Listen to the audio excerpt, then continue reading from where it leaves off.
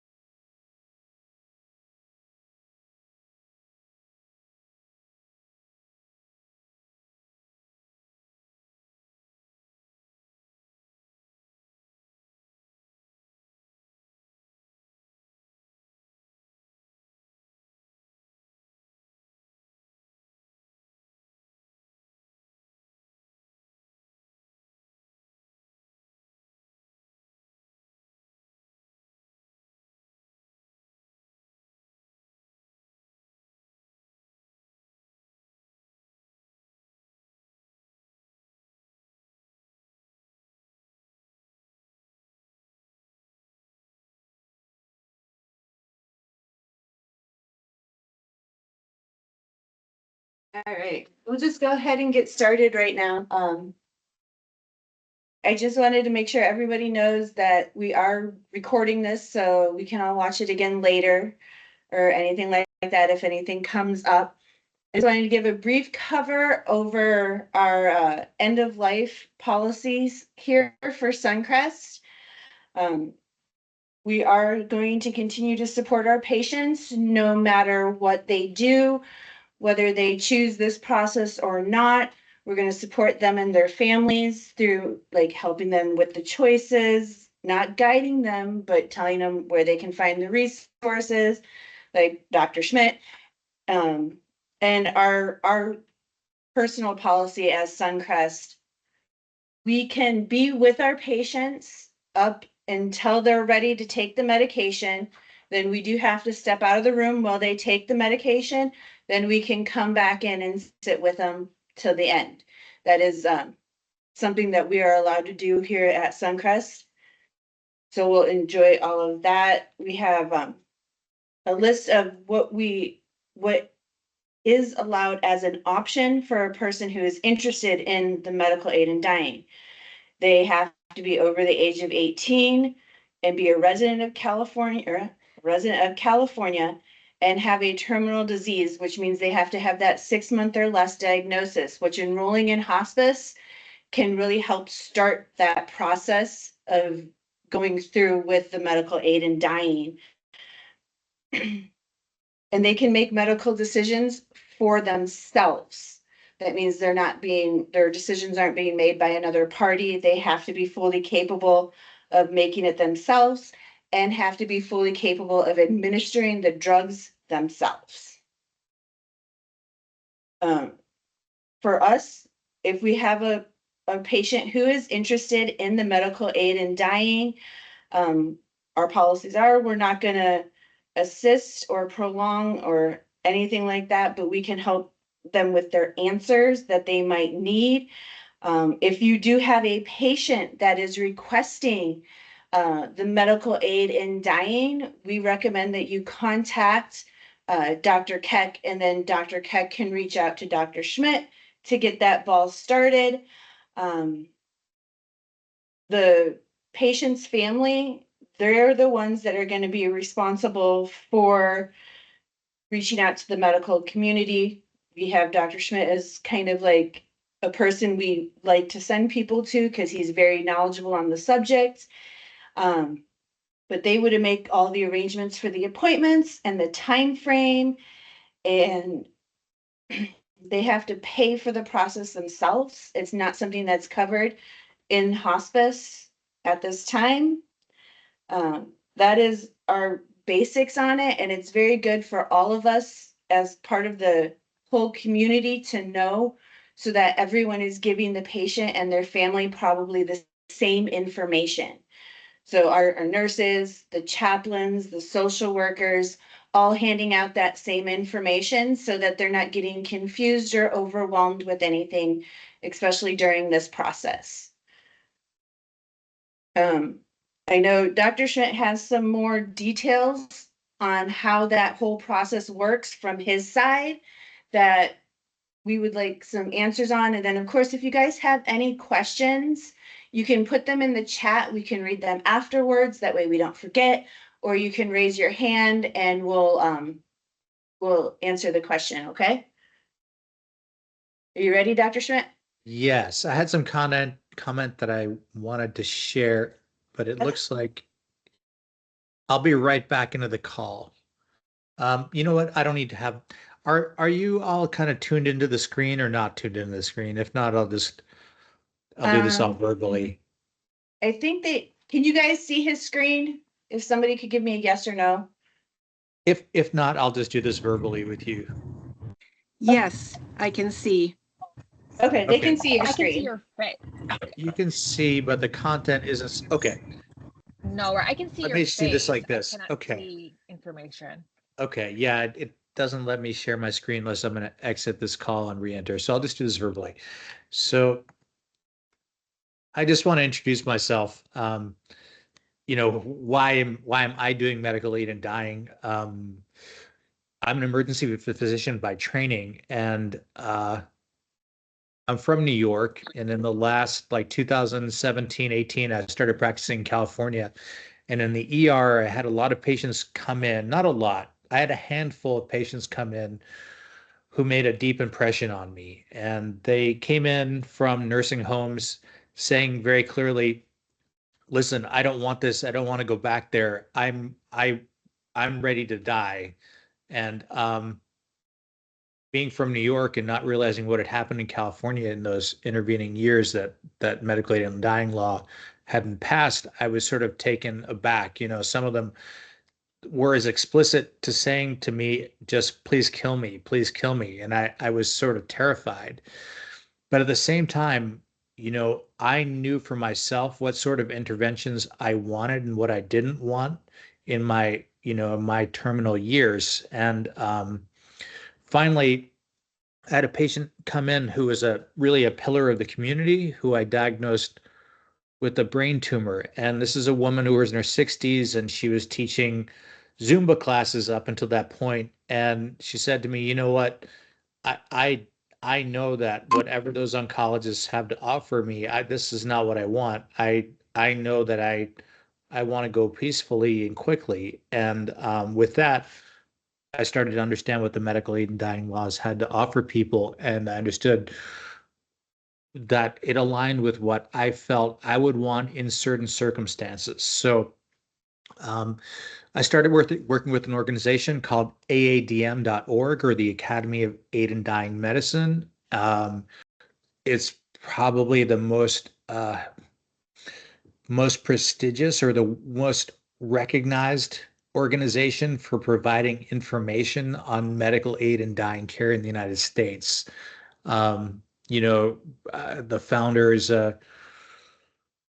one of these really persistent and determined people who felt that he wanted to provide the safest and most effective medical aid in dying care and did a lot of research. And so he helps a lot of organizations like your own um, make sure that they know how to approach medical aid and dying care in an effective and a legal way that doesn't compromise, um, it doesn't put organizations at risk, and helps people at every level offering hospice care understand kind of what kind of advice they can and cannot give patients. So, I'm here today sort of on two levels. One is I met Dr. Keck sort of by accident about a year ago. He needed a physician to help him with a medical aid and dying patient, and he made a referral to the Academy of Aid and Dying Medicine. And I didn't know what level of involvement he wanted from me. I thought that he just needed someone to sign off on a patient that he was going to manage. But it turns out that, according to your organization policy, your physicians will not serve as the attending for medical aid and dying, but they will serve as the consulting for aid in dying medicine. So after sort of a period of confusion over who's managing the care, I just kind of took over and realized this is probably the level that your organization is most comfortable with. So, Amanda did a great job of explaining what are the how do you qualify for MAiD in California? So MAiD, I'm going to call it MAiD, just out of ease, medical aid in dying. You have to be 18 years old and you have to be a California resident. So you can't be someone from another state that doesn't have MAiD legal MAiD coming here to request medication. There are 2 states in the United States where that's possible, or potentially you go to Switzerland, but California, you have to be a California resident. Almost every patient that gets referred to hospice qualifies on one level, that they have a terminal illness with a prognosis of 6 months or less. So, they have a qualifying diagnosis for you, so that means they're in. Can you all hear me, or did I get cut out? You got cut out for a second. Okay, sorry. So the most important thing that I'm trying to determine when I talk to a patient, whether they have a terminal illness, that's sometimes a little bit more difficult, but what is their capacity to make medical decisions? They can't be making decisions through a proxy. They have to be making decisions for themselves. So the way this law is written, it can't be that, I told my daughter that if I'm ever at the point where I'm, incapacitated, please facilitate my death. That's not the way this works. This law requires that anyone requesting medical aid in dying has the capacity to communicate their medical decisions, and they don't have to necessarily be articulate. They don't have to be able to they don't have to have the verbal skills to say, I want MAiD, because, they could have had a stroke and they don't have that communication ability. But if they've communicated to someone in the past, and then I'm able to interpret it, and let's say they are completely nonverbal because of a prior stroke, but they clearly have the ability to indicate their intentions. So let's say I ask them,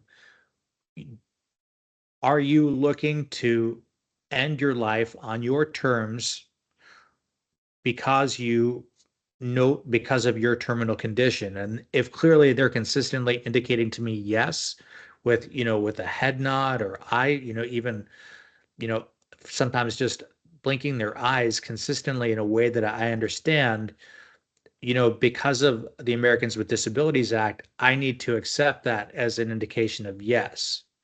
And I have to be consistent about that interpretation, and also rely on all of you, because you're working with patients very closely in a way that you understand what they want and don't want, probably better than some doctor who just comes in for, an hour at a time.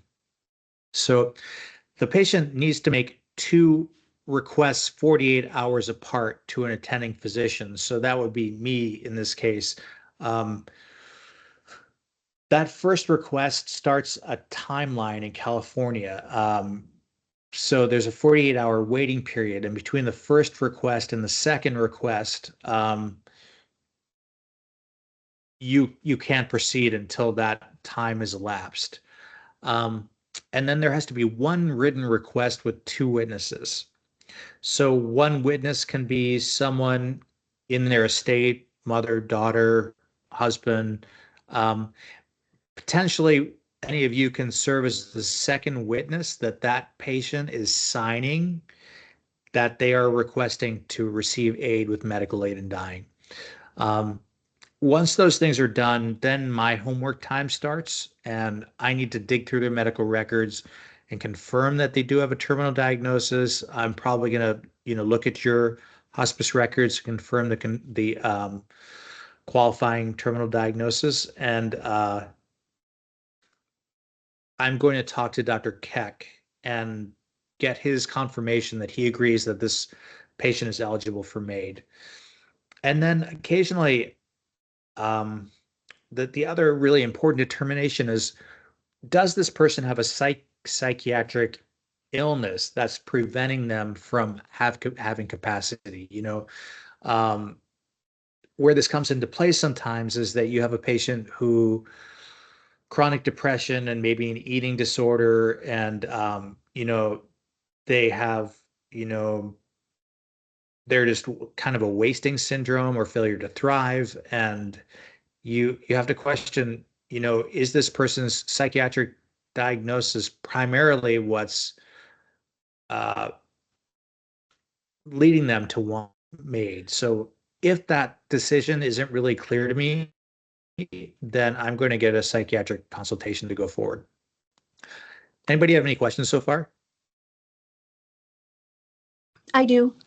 Sure. Hi. I have a couple here. Yep. The 48-hour, does it have to be the same physician or does it have to be two different ones Um, for making the request?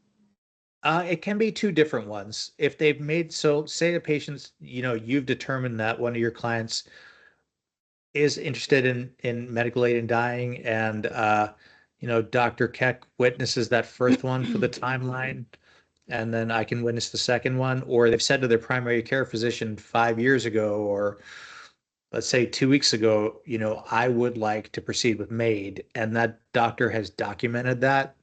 I can do my research and say, okay, that's when that timeline starts. Okay, perfect. My other is earlier the cost of this. Does insurance I'll cover get the anything? cost. I'll get the Oh, cost. okay. We'll talk Okay. about this. We're in the very beginning, so I'll Perfect. get to that. I promise. Okay. We do have a question about the signatures that came up in the chat. They were Yep. asking if we can use DocuSign. Okay, so there is the state CDPH has provided a totally online way of completing this documentation. I have never seen anyone complete it successfully because it not only takes the patient signing that electronically, but also their two witnesses independently. Um, Usually what I do is I send them the form, and ideally they print it out, they sign it, and then their two witnesses sign it. But let's get to that. I do have the form. I do have the form here, but I don't have it available for you to see. So the form I have it.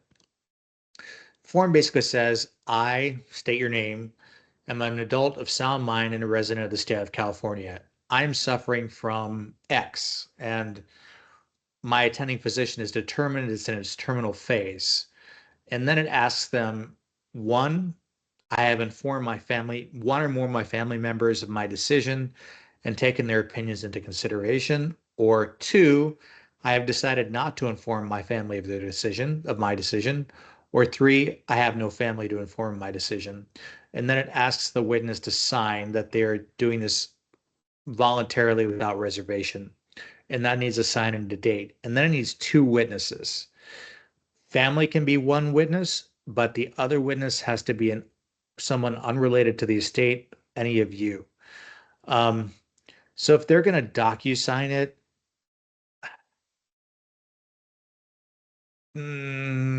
the the official state format, which would send it to 3 different emails, I just it's patients at this stage in their life, you'd have to be dealing with a millennial or a Gen X who's unfortunately reached an early, I haven't had it work. But that's a good question. Okay. So what I'm doing, like what the evaluation that I'm doing in my head when you've sent a patient to me, first of all, this goes both ways. I've been bringing patients to you because I know that Suncrest has been supportive of patients who are ready, have made a decision in advance. But you also send me patients who you've identified as wanting to pursue MAiD. So what I have to determine is that the patient has a terminal disease, they have the capacity to make medical decisions, that they're acting voluntarily. And this is something where I ask all of you really to give me your input because, you're often seeing the patients on a much more intimate level. And, some of the situations that I end up with is that patients have an enormous sense of guilt that they're a burden to their families, but they really don't want to die. Um, and I have fairly brief touch points with them and, understanding that this decision is voluntary. I do my best to determine it, but if you have evidence to the contrary, I need you to communicate with me. Okay. Um, I need to make sure the patient's been fully informed of their medical diagnosis and their prognosis, how much longer they have to live, and then that they understand that there are some risks being, associated with medical aid in dying. The very, very rare chance that the MAiD drugs won't work. I've never seen it, not with the modern cocktail. Um, and then that, you know, especially when someone's been referred to me from hospice, like the patient's already enrolled in hospice, what I need to understand is why is why is there anything that hospice can be doing that would alleviate the patient's suffering to the point that they don't want to pursue MAiD? Does that make sense? Yeah, that kind of makes sense. We also have a question in here asking if it's okay for us to kind of initiate that option when a patient might be sick or, is at a point in their life where this could be an option for them. Would it be okay for us to be like, hey, this is an option? Yes. Yeah, so you are all tuned into this conversation way better than I am. You're hearing people state their goals of care all the time. And you know what hospice has to offer and the way you have to offer terminal decline. Your goal is to alleviate suffering to the greatest extent possible. But when you hear a patient say, you know what, like I want to go now. Like I'm done suffering and please don't make me suffer anymore. That's that's a cue to me that we're talking about something different. And, you know, in an ideal world, hospice and medical aid in dying are a continuum and they're managed within the same organization. But as you know, on a federal level, medical aid in dying is not legalized. So that means, funding for hospice is not allowed to be utilized for medical aid in dying care. 10 years from now, or is the conversation going to be very different? I hope so. I hope, but I don't need to tell you all that, hospice has always helped to reduce the amount of suffering in the perimortal period, and you do it in your own ways. It's not explicitly stated the way that medical aid in dying is. So when you do hear someone that what that sounds like when someone's saying, I'm ready. And even though they might be ready, that that date may be 3 weeks out or 2 months out because it's going to be a very slow, painful linger, then that's the time to really start the conversation. If they if some people already have the concept that it's legal and it's something that can be done and others really don't. So it's you got to assess where they are in that conversation. Okay. So one of the other requirements, not requirements, what would I say? The way this law was written was not that patients must be enrolled in hospice to utilize medical aid in dying, but it's highly encouraged. So sometimes patients reach out to me directly. I've been doing this long enough that I don't know if my number's written on the bathroom stall somewhere, but I get strange phone calls in the middle of the night saying, I'm ready for I'm ready to die. What can you do? And it can be very unnerving for me because I have no idea who this person is or where they're at in their journey. So what I usually need to do is kind of ask them to take a step back and, first I ask them,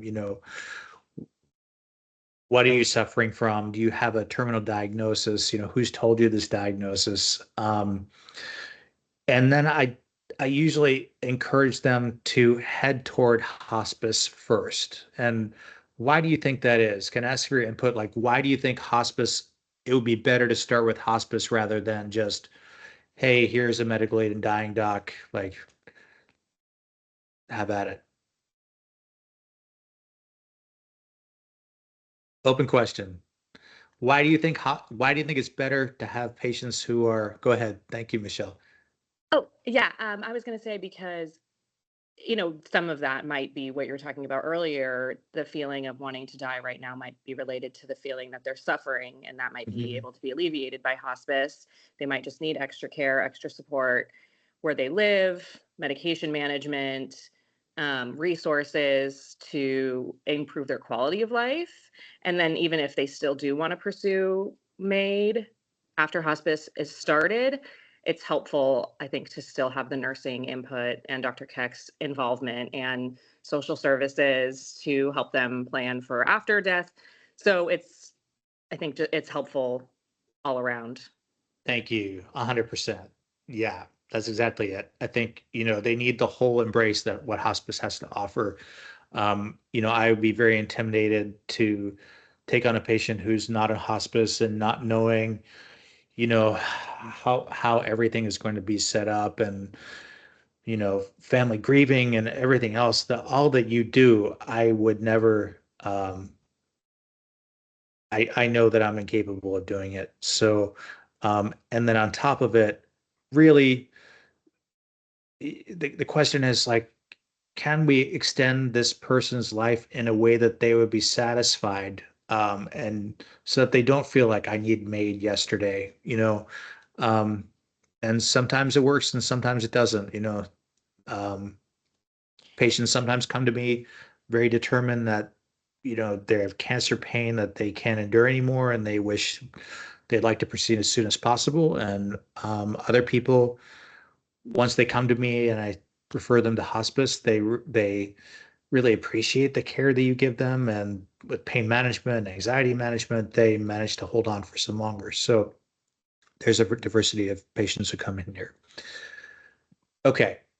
So what do I need from, social workers and nurses? I really need you to identify the goals of care of all patients who are coming in.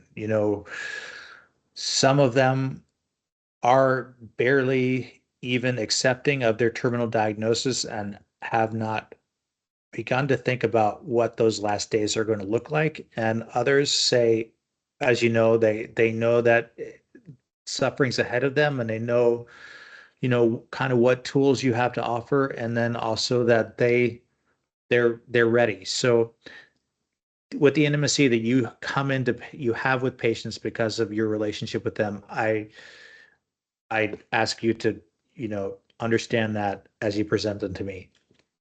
Many of your patients do qualify for MAiD as if requested, simply by having a diagnosis with a prognosis of 6 months or less. The question is, can you do anything what are you doing? What can you do to alleviate that suffering so that, they're not so focused on their death? And then, do they have cognitive capacity? Be attentive to subtle or direct questions that may reflect a patient's interest in MAiD. Um, can anyone? You've all been doing this for long enough that you have heard the differences between someone is saying I'm ready to go, even though their body may linger for weeks or months, and those who are saying I'm just please make me comfortable. Have any of you sent me patients before? Yeah, you took care of I have. Miss Bauman up in Cameron Park. She was my Yeah. patient. Mhm. Yeah, I'm the social service director, social worker in the field, and yeah, she, I've had several, she was the only patient of mine that you've managed, but over the years that I've been doing hospice, I've had several patients pursue MAiD. And the common thread that I found is the sense of control, not just suffering, but a sense of really wanting to be in control of those moments and wanting to know exactly what the end is going to look like and when it's going to happen, more so than a sense of despair or desperation, or even being a burden. It's that sense of really calm control that I've observed. Yep. Yep. And oftentimes just knowing that they have that option changes their whole outlook. They they know that they may actually end up in a situation where, let's say today they have the capacity to begin this conversation and begin this process, but let's say something like, ALS, where they may lose the ability to communicate, or um, y- the ability to, finalize the MAiD process. So they know that by starting this, that they have the option, so that when that borderline period comes where they lose that capacity, they're ready to act. So you are actually really helping them alleviate a lot of that fear about what if, when it becomes too extreme. So thank you. That was really helpful. Um,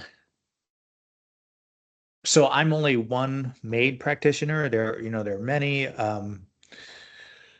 but you can refer directly to me or the Academy of Aid and Dying Medicine. There aren't a lot of docs in your area, but you know, someone will be available to take care of them.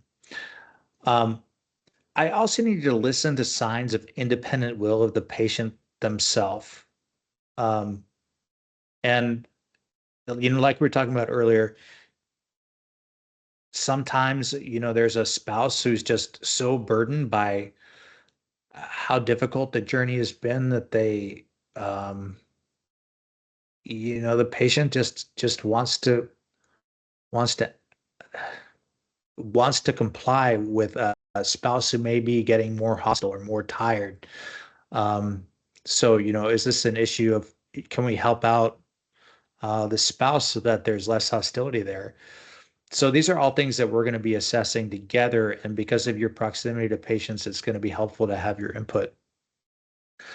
Um, I know that you're all doing everything you can to improve comfort, but it's something that, part of my evaluation, I'm going to ask the patient, what is hospice doing for you? Do you think there's anything else they could do that would prevent you from feeling like you need this option now? And almost always they say, I really appreciate everything that they're doing for me, but I'm reaching a point where the pain or you know, I I don't want the slow decline of not being able to breathe or something like that, that they know that they're ready. So I still have that conversation with them. I'm asking you all to kind of be able to say to patients the difference between what a patient's care is in the last few days by a hospice versus what does death mean through MAiD. And to me, death through MAiD means, you know, being sure about the timing and, a definitive transition. So they know they won't be lingering for days or weeks where they're not aware, partially aware, or not able to communicate their suffering. But also, as some patients in their terminal periods are blissful. So it's really up to the individual patient, what their situation is, and knowing what the difference is between, hospice care death, traditional hospice care death, and death through MAiD. Um, I also ask you to be conscious of language with inherent bias. MAiD is not suicide. It's not that the patient wants to kill themselves. According to California law, the cause of death on a death certificate is the patient's underlying illness. And we consider a MAiD death a death that occurs because the patient's reached a terminal point in their life because of that terminal diagnosis. So, you know, you have to be able to put your personal beliefs aside and understand, how this patient is facing death, and guilt should not come into the picture at all. And I'm sure you're all very conscious of that. Anybody have any questions here? Hi, Rebecca. I don't know if you're gonna go over this, but the medications that are used in the process, Yep. if that's I'll not, get there. Yep, I'll get there soon. um, I'll get there and really then soon. number two, more for our team. I know just because I've talked to other nurses with us that not everybody's going to be comfortable performing that role. Is it customary that like an organization will like find out ahead of time as to what practitioners are comfortable with performing that role and which ones aren't, just so that nobody gets put into a place that they're not comfortable with? Okay, that's a good question. So let me continue on this idea of like, what do I need from you? I need regular communication as to where patients are progressing in this decision. If you personally don't feel comfortable managing a patient who's going to pursue medical aid in dying, I think that's probably a conversation to have with Amanda, or I'm not sure what your infrastructure is, but I know that there are nurses in your organization who are very experienced with MAiD. That being said, if there's no ability to switch around here, then you really are doing routine care for these patients. You're assessing where they are, and they will be communicating with me directly about when they feel that that dying day is going to be for them. And I'm going to, either myself or someone from my team is going to be there to um, really do the assistance with medication mixing and stuff like that. What I still would need from you, though, is an assessment of their intake capability. Are they going to be able to ingest 2 ounces in 2 minutes? Like, what is their swallowing like? And you're going to be doing this as part of your usual assessment of patients. When they yeah, do they need a rectal tube for medications? Have they been using a rectal tube? Because that's something that I would have to get prepared in advance if they're going to use a rectal administration. So if they are able to ingest 2 ounces in 2 minutes, then they are probably going to be able to use oral intake of the medication. If not, the routes that we have is they can use their G tube and a rectal tube. But again, this is medical aid in dying. This is not euthanasia. No one else can administer that medication to them. So say we need to use a rectal tube or a G tube, the patient's going to need to be able to flush the medication themselves, at least in some symbolic way. So just understanding, is a patient getting close? A patient who has wanted to use MAiD, or if they're getting close to the point that they're going to lose an oral route for ingestion, let me know so we can do some preparation. And then lastly, if the patient dies after we've started this process and after we've prescribed the medication, I need you to communicate with me if possible, because I need to report all the outcomes of these patients to the Department of Health, and then I need to keep track of the unused compounded medication. Jennifer, it looks like, do you have a question? Jennifer, do you have a question? No. Okay. Okay, so go ahead. Somebody else? I don't think so. Okay. So how long does the eligibility process take? The absolute fastest that we can push this through is really 48 to 72 hours because of the legal waiting period between the first and second verbal requests. And in that interim, I'm going to be scrambling to do a lot of things, get the medical records confirmed, get the documentation together, getting the consulting physician together, getting the medication prescribed and delivered. So 72 hours is really, if it's a Monday, Thursday is possible. But typical is 2 to 3 weeks, just accounting for everything that has to happen. Okay, so what is a medication? That's kind of always something people who are working in healthcare like we are curious about. And it's a 5 drug cocktail, and just you all manage patients sort of terminal medications.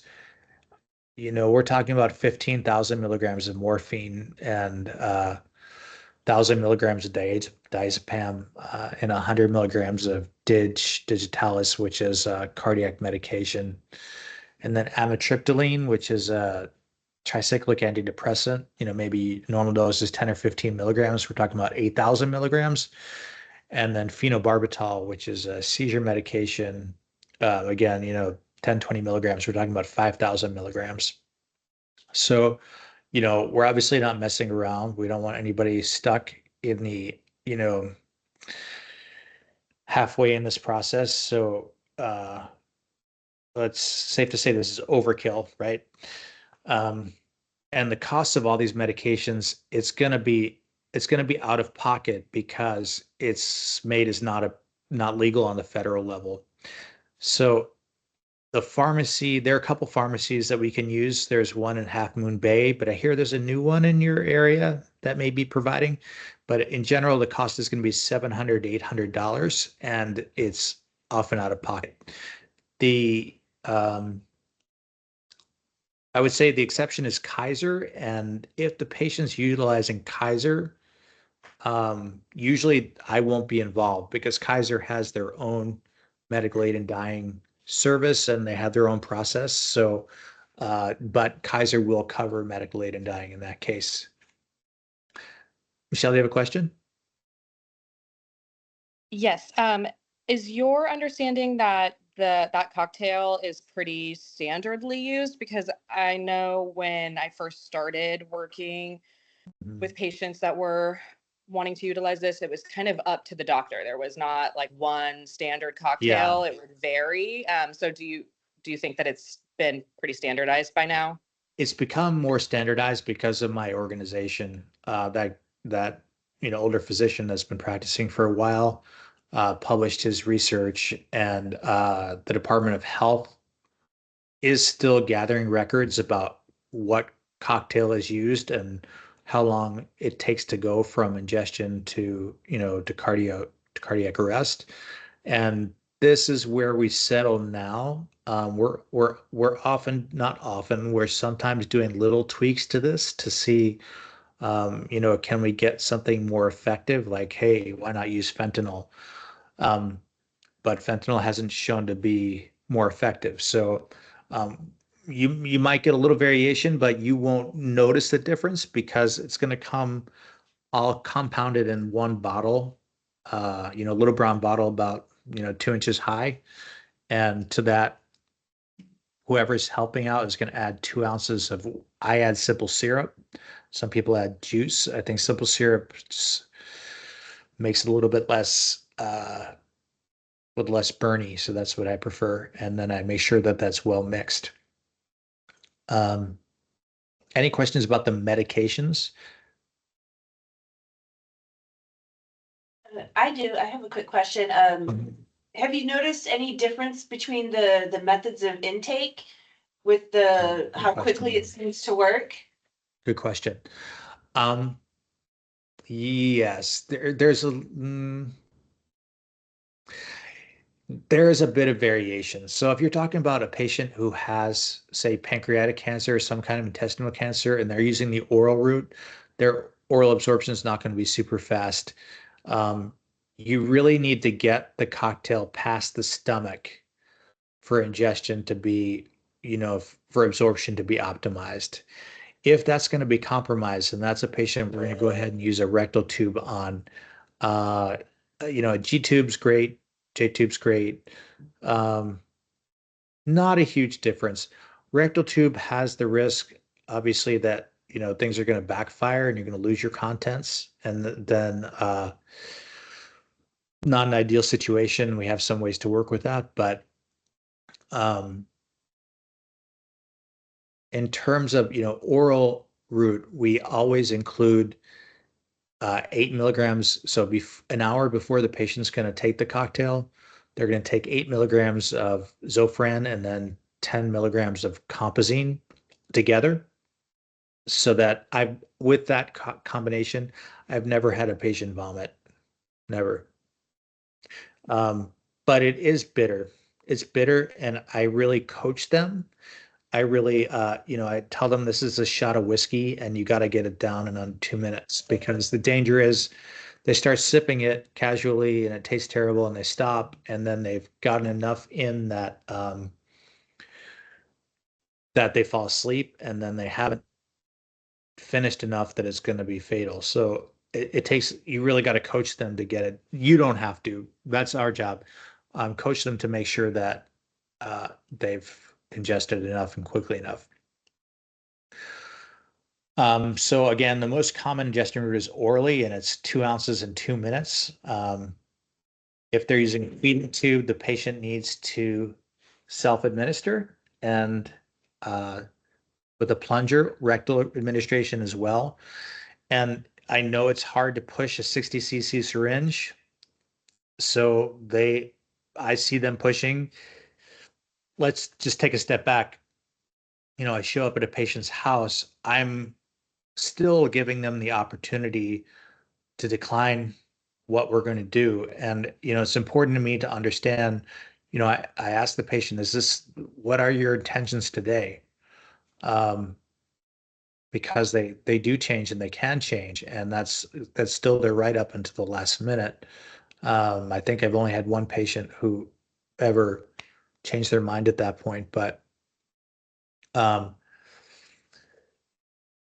yeah, so from you, I need to make sure that, if you're seeing a change in their intake capability, and we're running into a timeline where they're going to lose capacity to make this, communicate their intention soon, or not only communicate their intention, but maybe, you know, if they're so confused that they don't know what's going on, then they're not going to be able to, proceed by any of these routes with their own intentions. So communication with me about where you're seeing things going. The ideal outcome is really that patients pass passively and peacefully on their own.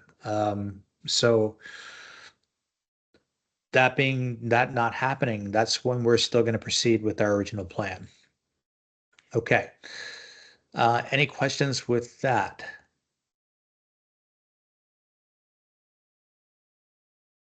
Okay, so just how long until after ingestion does death occur? Most people, it's between 30 minutes and 2 hours. There's a small subset of patients for whom, within 10 minutes of drinking the medication, almost everyone's asleep within, 5 to 10 minutes, almost everyone's asleep. And for some people, the pharmacokinetics is such that initial period where their, consciousness just dives down really quickly, their respiration is suppressed enough that they become hypoxic and comfortable and sleeping and out, and that's it.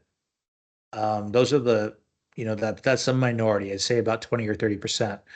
For most people, after they reach that point of unconsciousness, they're really unresponsive, but because of the way drugs distribute in the volume of blood and blood-brain barrier, et cetera, what I usually see then is that their heart rate will drop as their respiration stops, and once their oxygen level drops enough that their other reflexes kick in, they'll do some reflex breaths that are deep, and this can continue for maybe 30 minutes to an hour. And this period can be distressing for families because, you're seeing some gasping and some heavy snoring where their soft tissues up their upper airway are kind of relaxed into the back of their throat. And, we try to help with positioning and things like that. But I always tell families, if you need to step out because if you feel uncomfortable, I'll let you know when things kind of mellow out. Any questions here?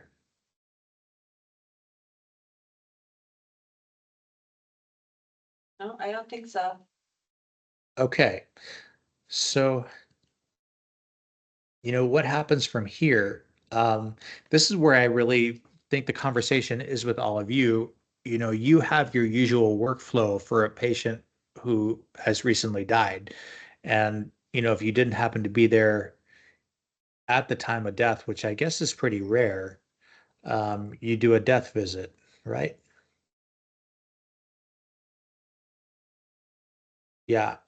So, one of somebody from my team is there, myself or someone else is there, and so we can give you the time of death a lot of times. And so, what you want to do with the death visit is completely up to you. I know that, Medicare has its own requirements for your visit schedule around this period, and so I don't want to interfere with that, but I also just want to offer you, a little bit of ease that you don't have to rush there because this declaration of debt's already been made.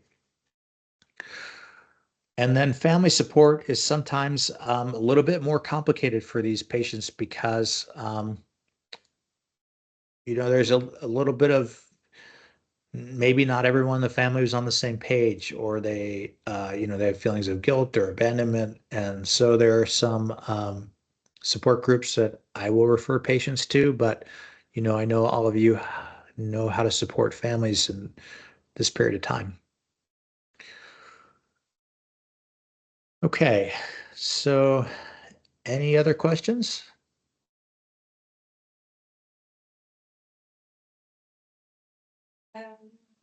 I'm not seeing any more pop up in the chat. Did anybody have any questions they want to either put in the chat or anything?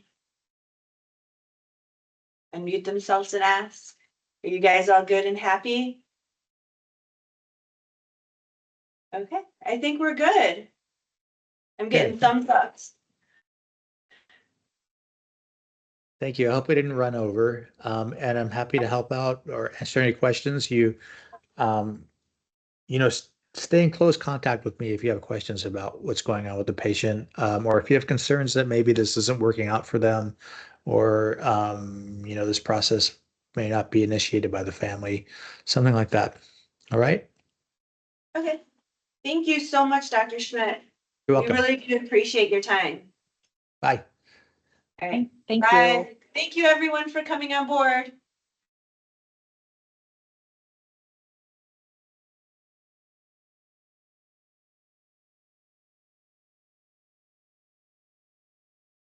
What time for the end? Yeah, well done. We literally came back again. Can't see. I gotta shut off the record.